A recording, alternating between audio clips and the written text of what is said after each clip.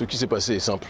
Pendant des années, lorsque on parle de panafricanisme, certains voulaient se contenter uniquement de résumer la problématique du néocolonialisme à l'impérialisme occidental, ce qui est une réalité, bien sûr. Mais on ne peut pas parler de l'impérialisme occidental et de la France-Afrique, plus précisément dans les zones des pays d'Afrique de la zone franc, uniquement en ne parlant que de l'oligarchie française. Dans France-Afrique, il y a la juxtaposition de deux termes. Il y a la juxtaposition de l'oligarchie française et de l'oligarchie africaine. Il y a un proverbe qui dit qu'une civilisation n'est détruite par l'extérieur que si elle est rongée de l'intérieur.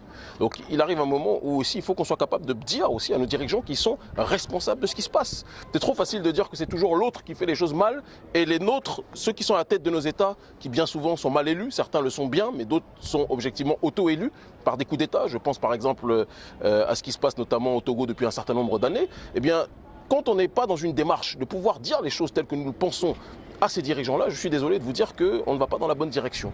Et donc là, il y a une nouvelle génération qui prend ses responsabilités, qui ne veut plus être soumise, qui veut dire ce qu'elle pense, qui aspire à la souveraineté. Je vais partout dans le monde.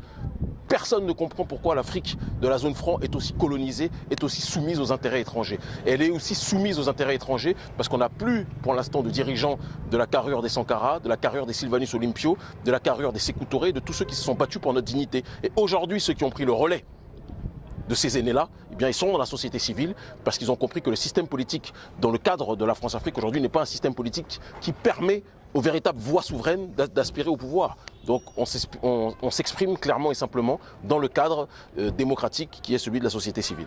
Oui, on a appris l'arrestation de Kémy Séba. Certains se disaient, bon, c'est fini. L'urgence panafricaniste ne va plus exister. Je pense qu'il y a une grosse erreur qui est faite par certains et qu'il va falloir corriger. Ce n'est pas le combat de Kémy Séba. C'est le combat d'une jeunesse africaine, d'accord ? Il y a des gens qui sont bien plus, qui sont certes moins médiatisés que moi, mais qui sont bien plus déterminés même que je ne peux l'être.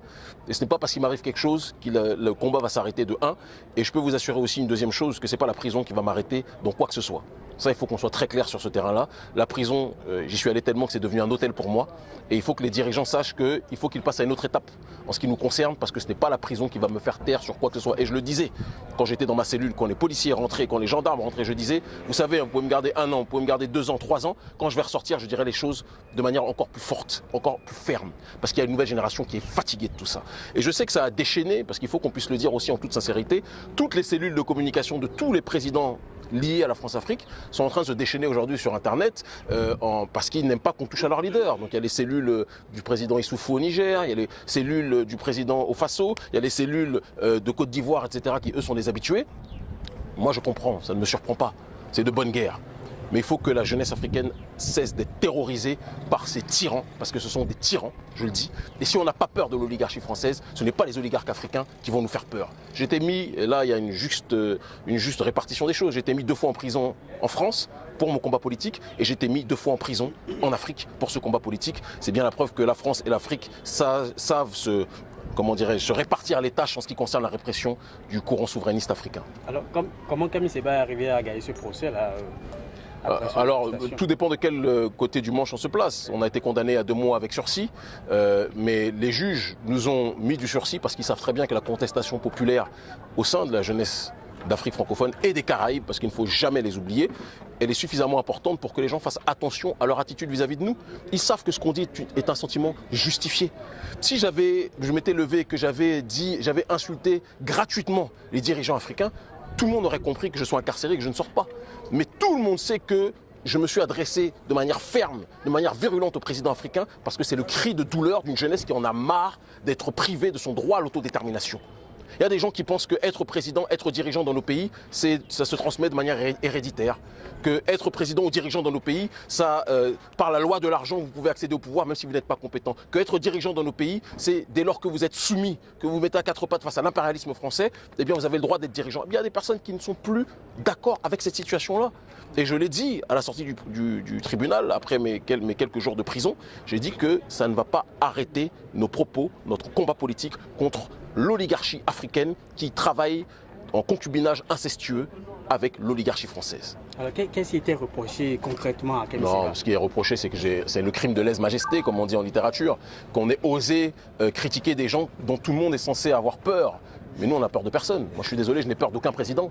Et la jeunesse africaine n'a plus peur de quelconque président que ce soit, à part certains qui sont encore fragilisés.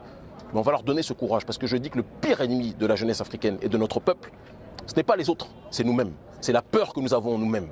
On nous a appris à dire si tu parles trop fort sur tel, sur la France, on va te tuer. Si tu parles trop fort sur l'oligarchie africaine, on va te tuer. Mais on est déjà en état de mort clinique. Notre continent nourrit l'humanité. Au Niger, il n'y a que Issoufou qui a l'électricité. La jeunesse vit en dessous du seuil de pauvreté. Au Bénin aussi ici, parce que les gens pensent que je ne dis pas non. Au Bénin aussi ici, notre population vit dans une extrême pauvreté. Il y a une oligarchie qui se gargarise et le reste souffre. Et partout, c'est la même chose. Parce qu'il ne faut pas croire que je m'attaque à un président ou à un... Non. Je parle pour tout le monde. C'est une problématique globale. Et si les présidents africains étaient intelligents, ils sauraient que c'est pour eux que nous menons ce combat. Le combat de Kémy Séba, c'est toujours contre le franc CFA. Non, ça c'est vous qui avez dit ça. Okay. Moi, je n'ai jamais dit que notre combat était contre le franc CFA. Je vais être très clair. Okay. Contre le néocolonialisme. Voilà. Et, voilà. Maintenant, votre avis sur la monnaie éco Moi, j'ai dit, avant d'être incarcéré gratuitement, que la monnaie éco, c'était un changement cosmétique. C'est-à-dire que, bon, il faut qu'on reconnaisse quand même quelques micro-changements. Il n'y a plus de personnes qui ont le droit de veto et qui ont le droit de décision des représentants de la Banque de France, qui ont le droit de décision à l'intérieur de nos banques centrales. Mais quand on sait que les dirigeants de nos banques centrales travaillent déjà pour la France, j'ai envie de vous dire que c'est blanc, bonnet, bonnet, blanc. Premier point. Deuxième point, on nous dit qu'il va y avoir un certain nombre de changements structurels qui permettront qu'aujourd'hui, le franc CFA soit un petit peu plus éloigné, soi-disant, de la présence française. Mais moi, je remarque juste une chose, c'est toujours arrimé à l'euro, c'est toujours lié au trésor français. Alors on va changer le nom et on enlève les représentants de la Banque de France qui ont le droit de veto à l'intérieur et on vous dit que c'est bon. La jeunesse africaine voulait un taux de change flexible. On nous a imposé un taux de parité fixe à l'euro. Donc j'ai envie de vous dire qu'ils ont essayé de couper la poire en deux, mais la nouvelle génération ne veut pas une moitié de poire. Elle veut la poire entière, elle ne veut pas des graines de manioc, elle veut la tchéquer entière. Voilà. Merci infiniment.